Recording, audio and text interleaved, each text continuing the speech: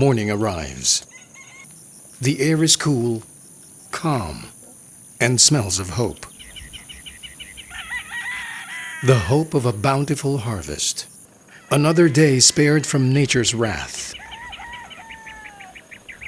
Another day with the people that matter.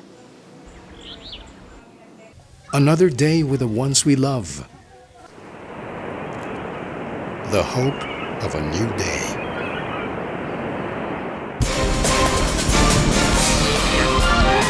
These are just a few good reasons for Thanksgiving. And in the Philippines, where Thanksgiving is synonymous to merrymaking, this only means a party. For anything and everything, every day of the year, in every town, every city, everyone. Welcome to the Pintados-Kasadyaan Festival of Festivals in Leyte, and you're invited.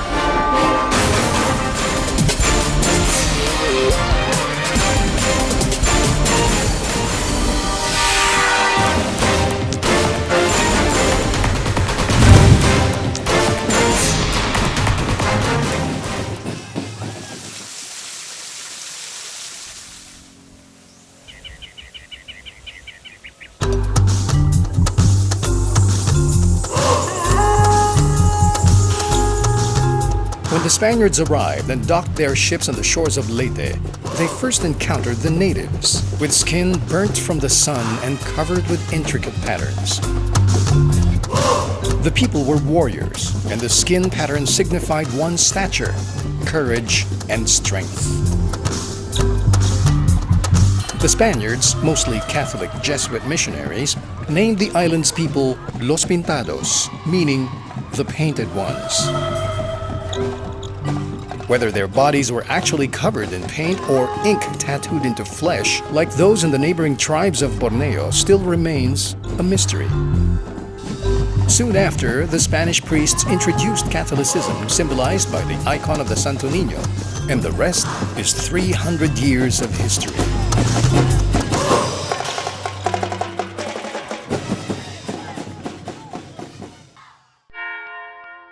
Today, the Leyteños unite and celebrate their identity and history, their stories of triumph against adversity, the independence that didn't come cheap, the blessings of the present, and the hope of tomorrow.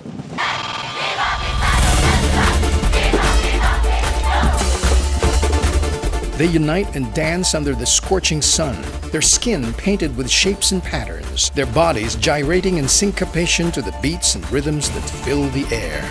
It is a vibrant portrait of a culture of merrymaking, which is the meaning of the Waray term kasadyaan, similar to kasayahan in the words of the Tagalog. See, for every town in Leyte, there is always a reason to be merry. Noon is high. The sun is exceptionally fierce. The air is thick and steaming with anticipation, beads of sweat, feet and fingers drumming. There are familiar faces. Faces of locals, the fiesta regulars, the nearby neighbors. There are those that come from distant shores, both within and outside the Philippine archipelago. Those that journeyed all the way from the city of Tacloban. Some come every year on the 30th of June, the feast of the Holy Child, the Señor Santo Niño. For others, it is their first time to join this grand festival, and probably not the last.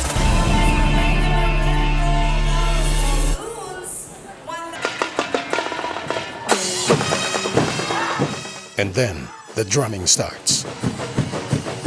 The crowd roars in delightful cheers and cries. A thunder of applause signals the cue. And so, it begins. They rush in. There is a burst of energy and a sudden flood of colors. Red, yellow, green, blue. It is a kaleidoscopic flurry.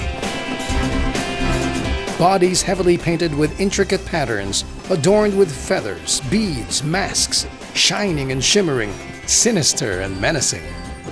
They shake, twirl, spin, leap, dive, plunge, fly, float, swim. The energy is electrifying.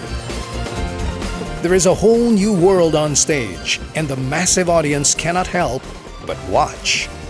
Absorbed and transfixed as Leyte stories of centuries of struggle, submission, perseverance, faith, and triumph unfold and come alive. For the people of Leyte's coastal town of Tanawan, the story of their town's festival speaks of this fervent faith and dependence for protection from centuries of peril and destruction that threaten their only means of livelihood and survival: fishery and agriculture.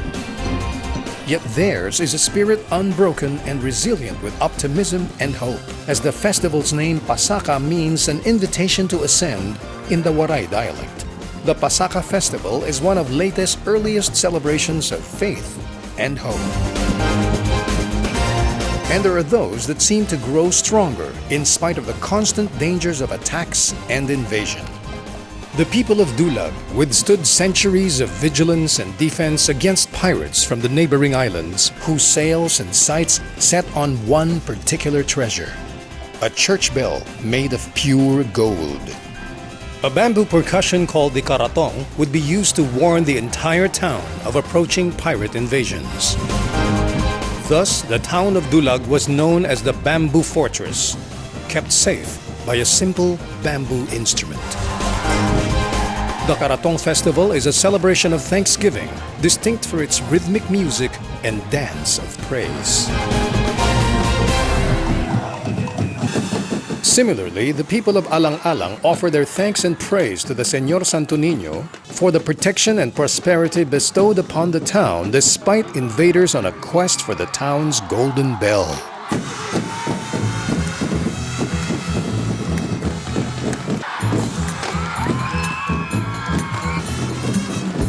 To divert such perilous attention and to protect the town's one treasure, the golden bell was thrown into the depths of the Lake Bagka, never to be seen again. Legend has it that each recovery effort by various colonizers or treasure hunters would only trigger nature's fury.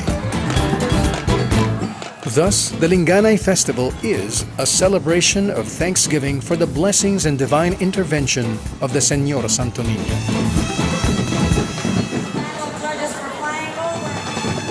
Night falls. The rains come. Yet the dancing and merrymaking continues, not ceasing or faltering.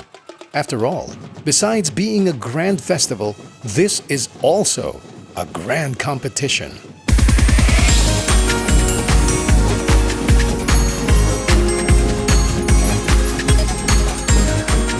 And so they continue to battle it out with choreography, lavish stage design, and synchronized dance moves developed by months of grueling practice. As they depict the tales of their towns on stage, everyone looks like a winner. But in the end, Dulag's Karatong presentation is awarded second prize, followed by Tanawan receiving the first prize for its Pasaka Festival. When the champion of the Festival of Festivals is finally announced, the defending champion and dancers of Alang-Alang's Linganay Festival burst into jubilant cheers and tears.